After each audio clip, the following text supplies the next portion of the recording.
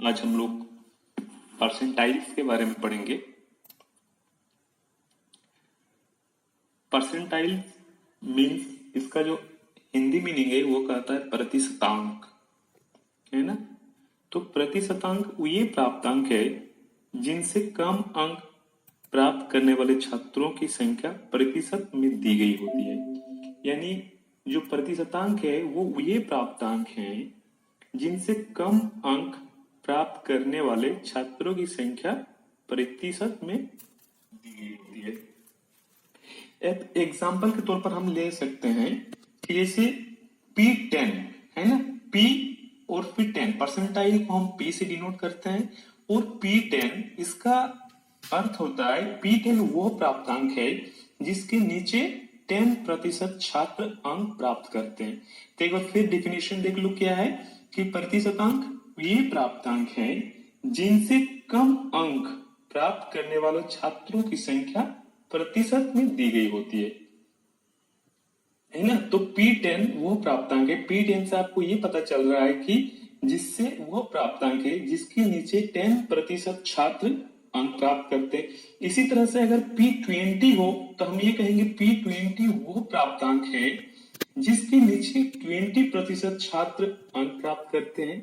इसी टाइप से अगर P30 हो तो हम ये कहेंगे कि P30 वो प्राप्तांक है जिसके नीचे 30% छात्र अंक प्राप्त करते हैं।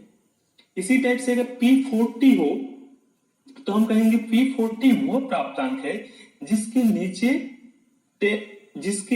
40% छात्र अंक प्राप्त करते हैं। और अगर हम कहें P50 तो P50 वो प्राप्तांक है जिसके नीचे 50% छात्र अंक प्राप्त करते हैं।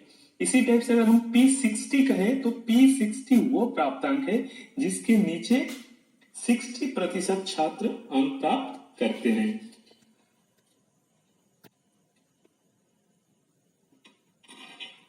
है ना।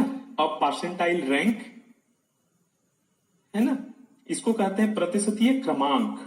अब देखो किसी प्राप्तांक का प्रतिशतीय क्रमांक छात्रों का वो प्रतिशत है जो उस प्राप्तांक से कम अंक प्राप्त करता है। तो ये क्या है परसेंटाइल रैंक, यानी किसी प्राप्तांक का प्रतिशतीय क्रमांक छात्रों का, परसेंटाइल रैंक जो है छात्रों का वो प्रतिशत है जो उस प्राप्तांक से कम अंक प्राप्त करता है।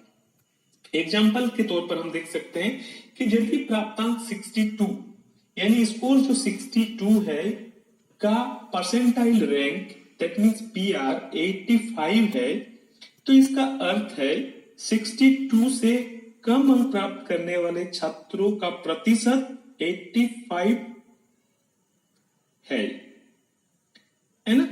क्या कि यदि प्राप्तांक 62 यानी जो स्कोर्स है उसका अगर परसेंटाइल रैंक 85 है तो हम ये कह सकते हैं, इसका अर्थ ये है कि 62 जो स्कोर्स है उस स्कोर से कम अंक प्राप्त करने वाले छात्रों का प्रतिशत जो है वो कितना है 85% है।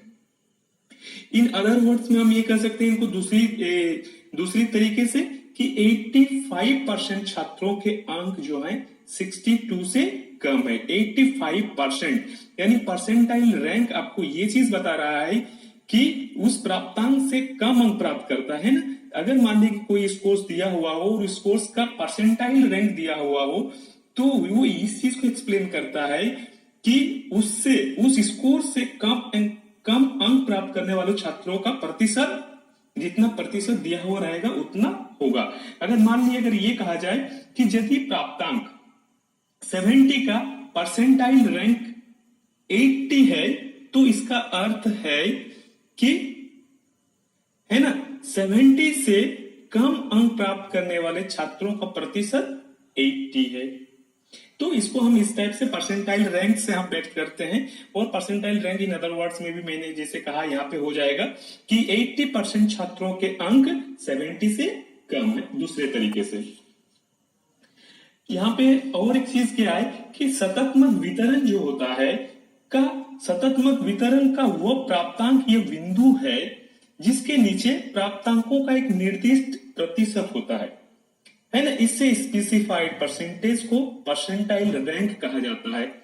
स्पेसिफाइड परसेंटेज को परसेंटाइल रैंक कहा जाता है।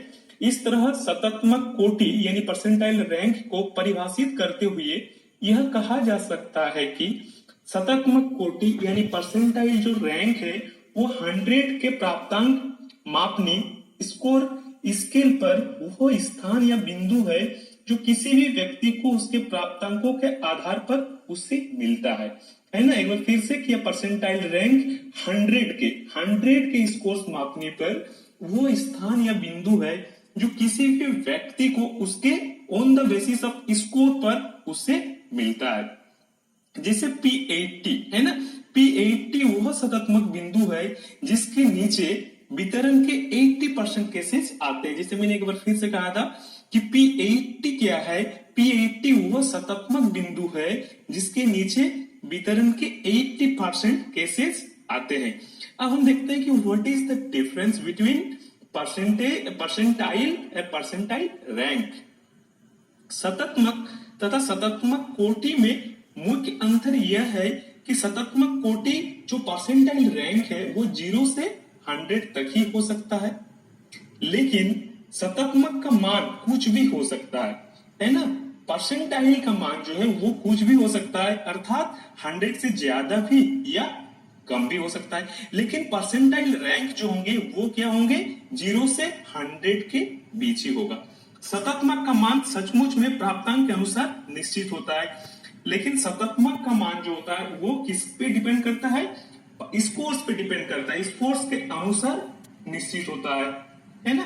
एग्जाम्पल, जैसे किसी पर्सनैलिटी टेस्ट पर मोहन को 187 अंक प्राप्त हुआ है ना। किसी